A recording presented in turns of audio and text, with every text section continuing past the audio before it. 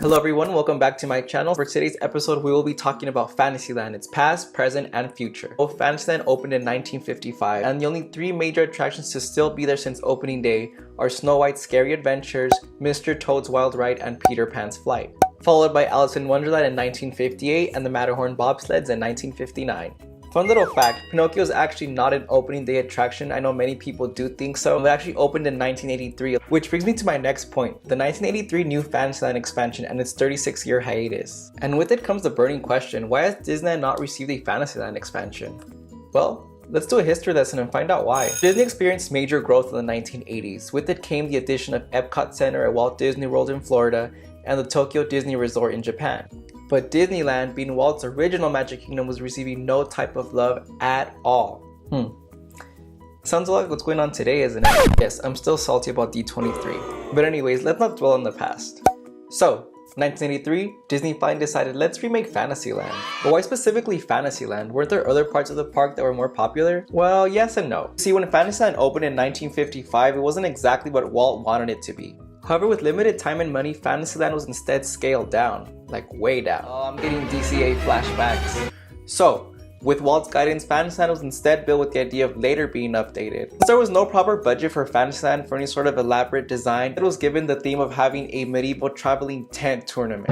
So as many of you guys know, Fantasyland was Walt's favorite area in the park, and Imagineers at the time wanted to honor Walt by giving Fantasyland the look he always wanted. So what was to be improved? So if you guys have ever seen any photos or videos of Fantasyland before the 1983 expansion, notice that that area was very crowded, even by today's standards. For example, many of the outdoor rides were actually placed very closely to the walls of the indoor rides. So the solution? Demolish the entire area and start over from scratch. The expansion ended up becoming a major hit with guests and even breathed new life into the area. One of the main takeaways from that land was that guests loved the new attractions and cohesive theming. Fast forward to 2019, however, and Fantasyland has not seen an expansion since 1983. Aside from the Red Rose Tavern, which I don't really consider an expansion. The only hint of an expansion, if you want to call it that, was just minor updates to old attractions that were already there. However, that's when fans started to question, why only minor updates, why not major changes in Fantasyland? Then began the rumors. So as many of you guys know, the Beauty and the Beast ride is coming to Tokyo Disneyland in 2020, which has many fans speculating that the Beauty and the Beast ride will actually take over two attractions in Fantasyland, Snow White's Scary Adventures and Pinocchio's Daring Journey. But why this area, you ask? Many of you guys know the Red Rose Tavern is actually themed after the Beauty and the Beast film, which has many fans thinking that that is going to end up being Be Our Guest restaurant similar to the one that Walt Disney World has. However, these are all just rumors, so let's get into the question of why. Well, it's been 36 years. Walt Disney World actually received their Fantasyland expansion back in 2013 with the removal of Snow White's Scary Adventures, plus a small area dedicated to Beauty and the Beast and a Be Our Guest restaurant. Which left all of us here in California asking, what about our park? So as you guys know, the Disneyland Resort here in Anaheim is very infamous for having limited space. And with that limited space comes the lack of expansion. So to make up that limited space and stay relevant, Disney instead reskins old attractions and presents them as new ones, which has many of us here in the Disneyland community just sick of reskins. So here's my 2 cents.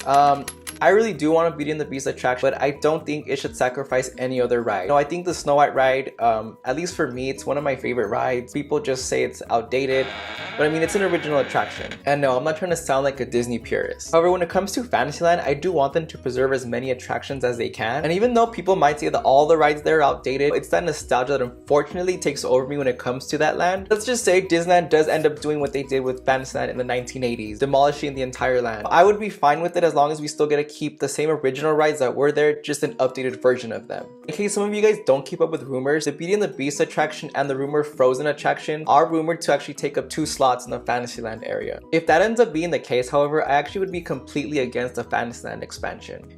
Even though our park is very cramped up, I still do believe that Disney is not properly using even small pockets of real estate to their advantage. One of the major areas of real estate that I do believe Disney has so much potential to use but they're not using is the Fantasyland Theater. I think that area would be perfect for a small Beauty and the Beast land or even Arendelle. Like I said, I'm not the biggest fan of Frozen, but I mean, all that land there could be used to their advantage. It is still a big enough land for them to host either 2 attractions. Going back to one of my original points though, like I said, I would not want to see any new attraction come to Fantasyland if that means killing off an old one.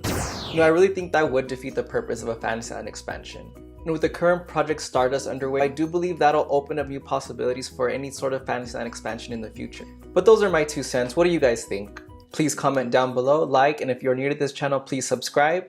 I'm curious to know what thoughts you guys have on the future of this land. Thank you guys so much for watching. I will see you in future videos.